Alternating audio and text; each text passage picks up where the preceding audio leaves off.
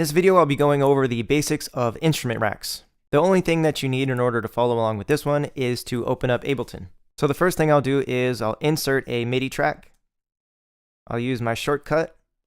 You can also right click and insert MIDI track, and the shortcut is right here.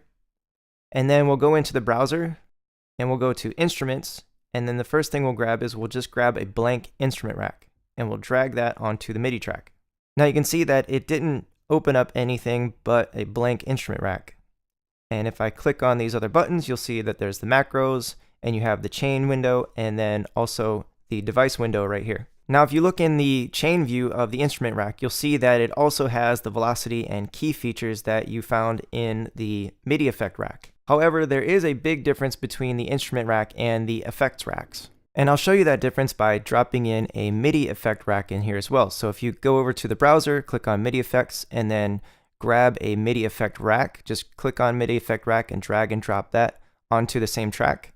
You'll see that a MIDI effect drops in before the instrument rack, so it won't let me drop it after it. And then you'll see that it's just a blank MIDI effect rack. And I'll also go into my audio effects and grab out an audio effect rack, and then I can drag that in. It won't let me drop it before the instrument rack, but I can drop it after the instrument rack. So now I have my instrument rack, I have my audio effect rack after it, and then I have my MIDI effect rack before it. And now the difference between each of these racks is that if I go into my audio effects, I can grab an audio effect and drag it and drop it into the audio effect rack. But if I try and drag it into the MIDI effect rack, you see it gives me this circle with a dash through it. It won't allow me to. And then if I go to my MIDI effect rack, I can grab one of these MIDI effects and drag it into my MIDI effect rack. But then if I try to drag that into my audio effects, it won't allow me to drag it there either. Now my instrument rack allows me to drag in instruments. So I can go into my instruments, and then I can click on any one of these instruments. So I can just grab a blank sampler, and I can try to load it into the MIDI effect rack, and you see it won't let me. If I try to drop it into the audio effect rack, it won't let me. But if I drag it into my instrument rack, I can either drop it into the chain window or this open instrument, and it'll just create a chain for me. But now I can take my audio effects and I can drag that into my instrument rack and add that to that same instrument. And then I can also take a MIDI effect and I can drag that into the same chain.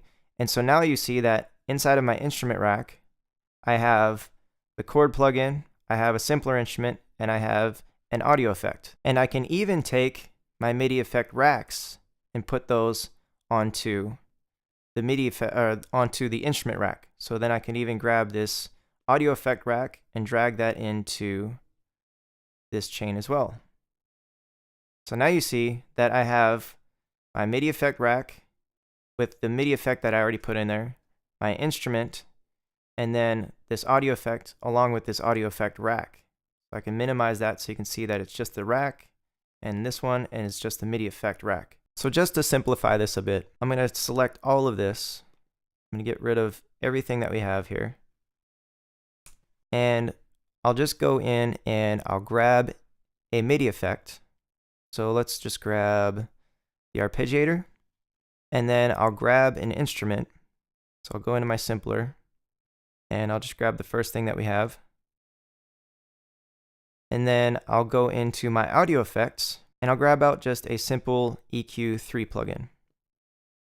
So now we have a MIDI effect, we have an instrument, and we have an audio effect. And if I select all of these, I can hold Shift and click on the first one because I had the last one selected, and I can use my shortcut to group them, or I can right click and group. And now you see that it creates an instrument rack. So you can tell by the name here that if I open this up, it says instrument rack. So we have our macro knobs, we have our chain window, and then we have the same exact things that we just already dropped in there, which is our MIDI effect plugin, which is our arpeggiator. We have a simpler, and we have an EQ3. And if you look back over here, you'll see that we have a lot of the same features that we did in the MIDI effect rack, where you can use the chain selector, you can also modify it by velocity, and you can also modify the keys in which, or the range in which certain things operate. Now I won't go back over all those because I just covered those in the other video, But what I want to show you instead is just how useful an instrument rack can be. Now I'll just hide this chain selector area because we don't need to see that. And the first thing that we need to do is we need to create a MIDI clip so that way we can have MIDI notes to play this instrument rack. So I'll go up here and I'll double click on this, and you see it creates the MIDI region. And then what I'll do is I'll change this to 4 bars, and I'm going to change the length of this to 1 and grab my pencil tool. And we'll just use the same notes that we used for the other grand piano that we have. So if you look over here, we have these notes. So we had an A, we had an F, and then we had a G, and we had another A. So I'll just go back in here and I'll draw those notes in, starting from A, then we go to F, and then G, and then A. So we'll just use those notes again. And then I'll jump back over into this view. And then the next thing that I'll do is I'm going to just delete this this chain. We're going to just start fresh with a brand new one. So we'll create a new chain, and we will grab out, let's go to our instruments, and let's grab out some kind of synth lead for now.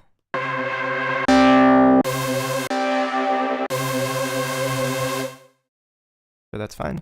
So now we have kind of a lead synth sound in there, and I just had to turn down the volume on that because we're going to add in another chain. So we're going to add in another instrument, and kind of like the audio effects rack, we're adding another layer, so it's going to get louder because we're adding more instruments. So I'll just jump into synth keys, and we'll just grab this Night Ride, and we can drag it until it shows this red box around the whole thing, because if we go just around this one synth that we put in there before, you'll see that the red box just around that, so it's going to replace that instrument.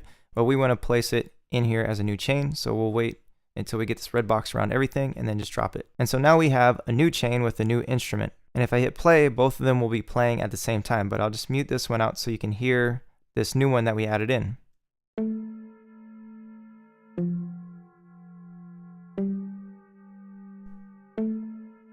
And it sounds pretty boring, and it's actually rather quiet compared to the other one. But what we can do now is we can go up to the MIDI effects and go in and grab a preset out of the arpeggiator. Let's just try out this box 16th, and we'll just drag and drop it. So you see the box around Night Ride, that's where we want to drop it at. Now if we hit play, let's see what that sounds like.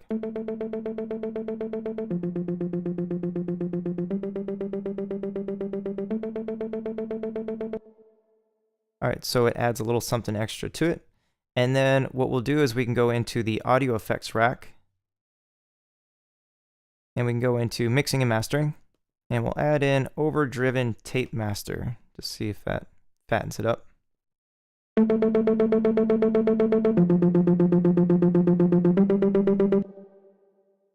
All right, so now it sounds louder, and it's got some kind of repeating rhythm.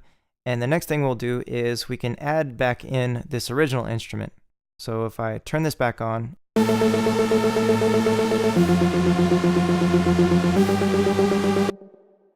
so then we can adjust and mix the levels until they both kind of fit together. All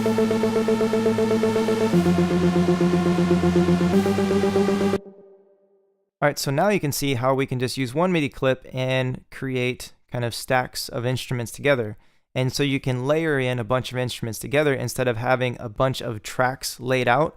If you already have a bunch of tracks and they're all playing the same MIDI information, then the best thing to do is, so you're not having to sift through tracks, especially when you're in the arrangement view, then just set up one channel that has an instrument rack and just load up all of those synths that you're using into this instrument rack. You can even have a whole entire channel strip set up. Now you can see this gets to be really crucial because you can have a lot of things going on just inside of one rack.